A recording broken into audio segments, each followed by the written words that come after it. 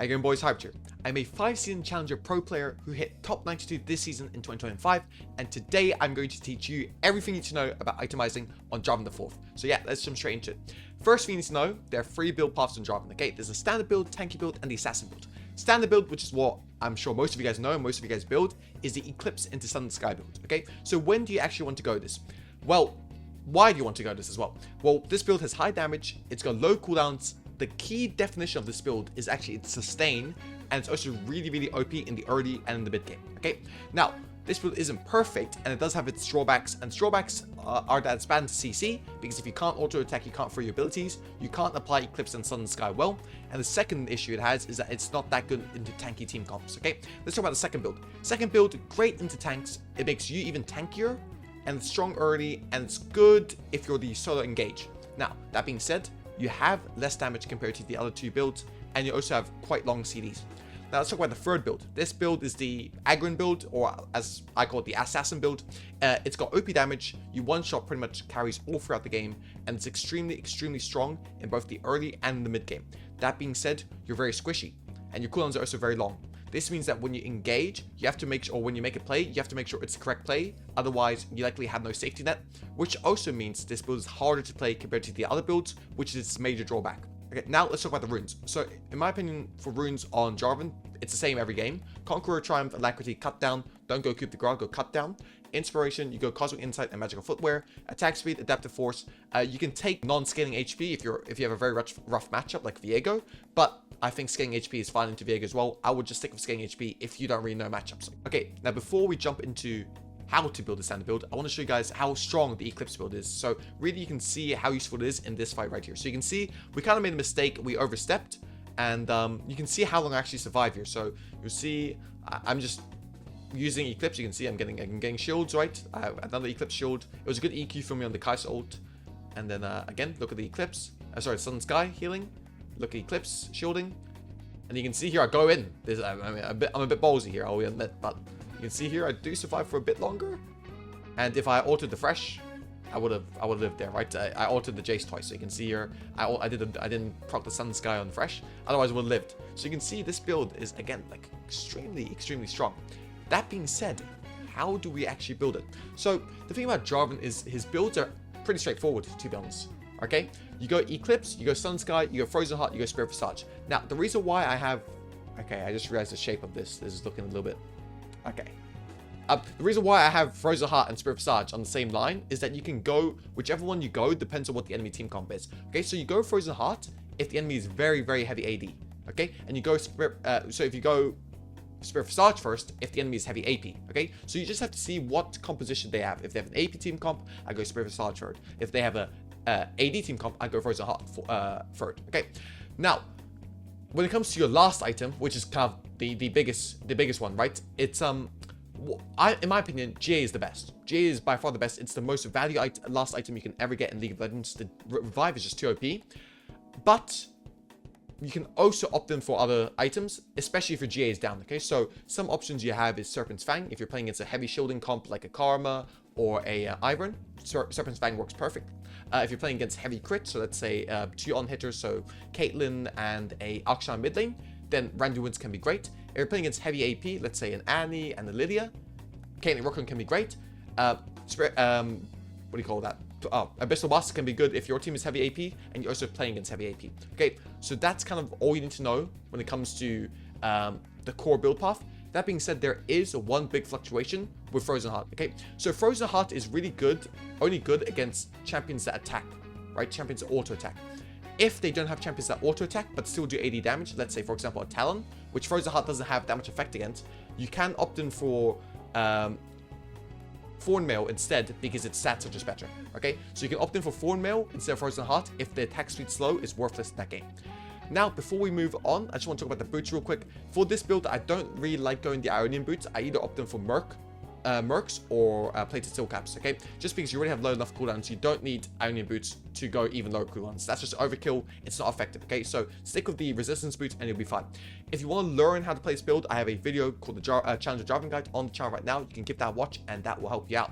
Okay, now I kind of want to show you guys a short clip on the tanky Jarvan build, so the Sun Sky into Cleaver build. So you can see here, not too much damage in terms of burst, but a lot of DPS damage. You can see here, every time I'm autoing, because of the way Cleaver works, I'm actually doing more damage compared to Eclipse Thunder build in terms of just pure auto attacks, but not too much burst damage, right? And that is kind of the major drawback of this build. You have less damage, but when it comes to DPSing, your damage is not non-existent, okay? It's still there, but you can see, I mean, I pretty much took no damage here when the Hecarim is queuing me. I'm taking no damage. This Hecarim is fed as hell. He's like, what, 7 kills?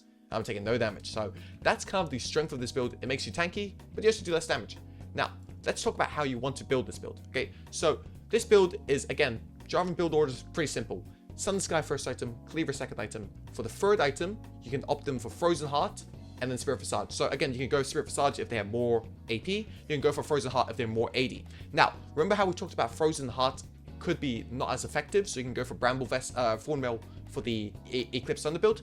It's kind of the same thing in this build as well, except instead of Thornmail, you can go for Death Stance. Because Death Stance works so well with Cleaver and Sun Sky, let's say if you're ahead or if Frozen Heart isn't that effective, you can go for Death Stance, but just make sure if you do go Death Stance, you have to go Iron Boots, okay? You must go Iron Boots if you go Death Stance, otherwise your series will be too long. You don't really have as much value when it comes to playing your utility role with this build, okay? Now, again, last item, my favorite is GA. However, you can also go Randuin's, Kaenic, Abyssal Mass, Serpent's Fang for the reasons we already talked about in the last slide. But there's an exception here. You can also go Spear of Shojin if you need more damage. Let's say if your team is inting, you know? Let's say your team is inting and you need to say, I need to stop being that utility role. I need to like arc up and carry. You can go for Spear of Shojin. Now, Spear of Shojin can be built as your third item or your last item. It really doesn't matter. As long as you go Sun Sky and Cleaver as your first two items, you'll be fine. Okay, outside of going if you don't go Death Stance, if you go the regular build, again, resistance boosts are the best because you already have enough CDs with Frozen Heart, Spirit Visage, Sun Sky, and Cleaver. You don't need more CDR, so stick to the resistance boots. And again, if you want to play this build, I also have a video on my channel. You can give that a watch as well. Finally, I want to show you the Assassin build. So this is actually going to be a clip against me. So you'll see I'm the rel here. I have streamer mode on so you can't see me. But just look at this Jarvan damage. He's only 4 and 3, by the way. Look at this Jarvan damage. Ult, Auto, Profane Hydra. And he one-shot by ADC, and he kind of won the game right after this. Okay, so hurts me a little bit, but this build is extremely strong. Agron pioneered it. Agron is the one that played it, so I thought it'd be fair just to show a clip of Agron because he can play it way better than me. Again, this build pretty simple. I don't have a video on my channel yet, but it will be coming in a second, right after this video is released. First item, Profane Hydra. Item super just broken. Profane Hydra after the buffs is completely broken. Okay, second item, you go Axiom Arc. Axiom Arc is OP because it gets your ult. Because usually when you play this build with Profane Hydra and just with how Jarvan interacts, how Jarvan works, whenever you go in, you're one-shotting them quickly, okay? So you will find the value in the Axiom Arc passive. So always go Axiom Arc second with this build. And Axiom Arc is a kind of newish rendition of this build Agron's been using. But I've tried it myself. It is really awesome with this build. It just works perfectly in sync with the lethality. It just works perfect, okay?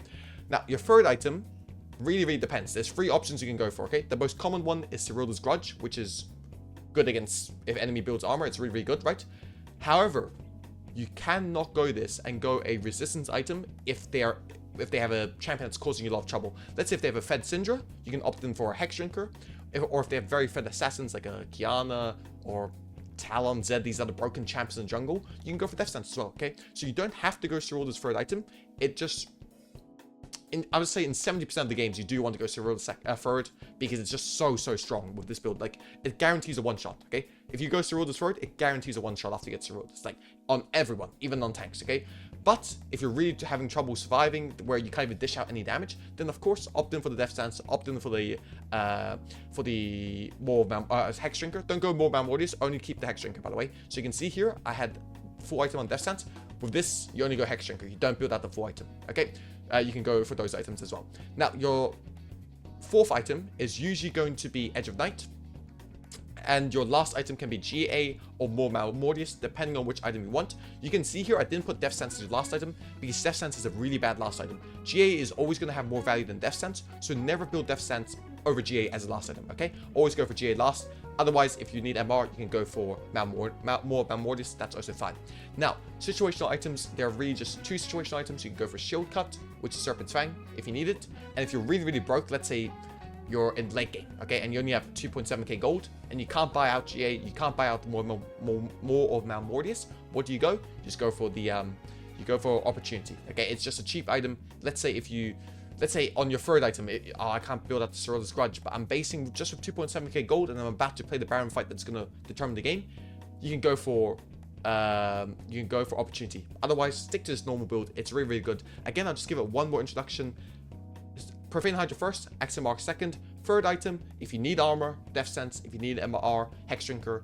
Otherwise, Cerul's Grudge in 70% of the games. Edge of Night as your fourth item. Last item, GA if you need armor. More Memorials if you need MR. Do not build Death Sense as the last item. There's no value. Boots, always go Onion Boots here because this build doesn't really have much CDR in it outside of old CDR from Axiom Arc. So just build these CDR boots. They're the best. And yeah, that is kind of all for the Jarvan itemization guide. I tried to keep it as succinct as possible so I wouldn't waste much of your time. And if you did enjoy it, hit the subscribe button, hit the like button. Also, I stream on Twitch every day at twitch.tv/hybradge. If you can come in and lurk me, I'd appreciate that a lot. Make sure you join the Discord. We talk about everything game related there. If you want to improve, join the Discord. If you want to ask any questions, join the Discord. If you want to just chill, join the Discord. We're all very friendly in there. Love you all. I'll see you guys next time. Peace. We're out of here.